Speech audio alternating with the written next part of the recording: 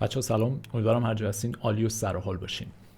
خب چند وقت پیش متیو پری یکی از بازیگرای سریال معروف فرندز فوت کرد و یه جورایی طرفدارای این سریال رو توی یک شوک فرو برد.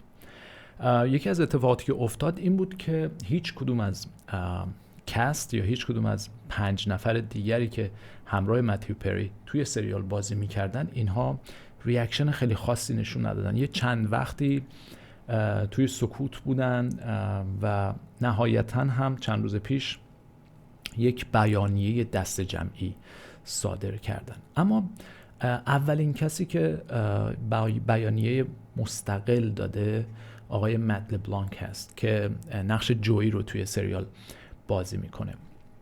خبرش روی یاهو اومده بود امروز. بریم با هم دیگه ببینیمش، بخونیمش و ببینیم که مت لبلانک در مورد متیو چی گفته. خب عنوان خبر هست مت لبلانک pens touching tribute to Matthew Perry. ببینید پنز اینجا به معنای نوشتن یا نگاشتن هست، یعنی به رشته تحریر در آوردن. میگه که مت لبلانک یک یادبود بسیار touching یعنی خیلی احساسی رو در مورد متیو پری نوشته و یک چیزی رو کوت میکنه از اون، میگه که you're finally free، بالاخره آزاد شدی. Friends actor Matt LeBlanc is the first cast member to release an individual statement about the death of co-star Matthew Perry. چرا میگه co-star؟ چون اینا هر دو با هم ستار میکردن، هر دو با هم در این سریال نقش آفرینی میکردن. معمولا وقتی که دو تا بازیگر کنار هم دیگه بازی میکنن ما بهشون میگیم این دوتا co-star هستن یا در کنار هم نقش آفرینی میکنن. penning a short tribute on Instagram. باز دوباره از فعل pen استفاده شده به معنای نوشتن یا نگاشتن هست. Matthew, it is with a heavy heart I say goodbye.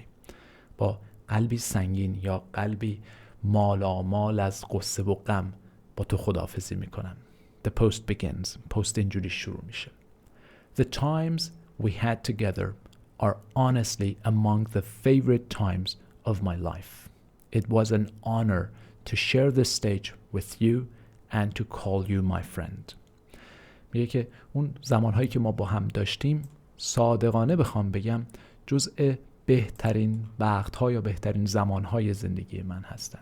It was an honor یعنی افتخار. یک افتخار بود برای من to share this stage with you، یعنی اینکه با تو روی استیج باشم.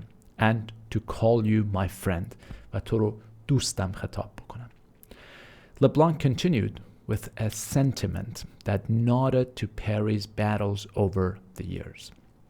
اینجا فعل ناد، ببینید ناد یعنی چی؟ ناد یعنی سر رو به عنوان تایید بالا و پایین کردن، اما در واقع اینجا به معنای اشاره کردن هست یا پذیرفتن و اشاره کردن. میگه که لبلانک ادامه میده متنش رو با اشاره و با به قول یک گوشه نگاهی کردن به بتل یا نبردی که متیو پری داشته در طول سالها. میدونین که متیو پری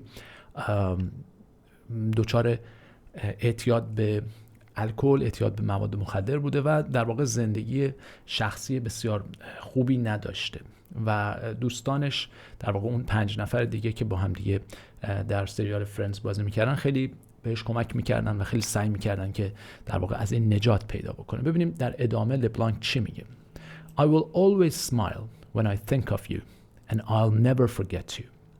همیشه لبخند میزنم و هیچ وقت رو فراموش نمیکنم. Never. هرگز. Spread your wings. بالهات رو باز کن. And fly brother. و برادرم، داداشم، پرواز کن. You're finally free. بالاخره تو آزاد شدی. Much love. کلی عشق به تو و فکر میکنم خیلی پایان جالب و زیبا و البته تاچینگ و خیلی احساسی رو لبلانک داره.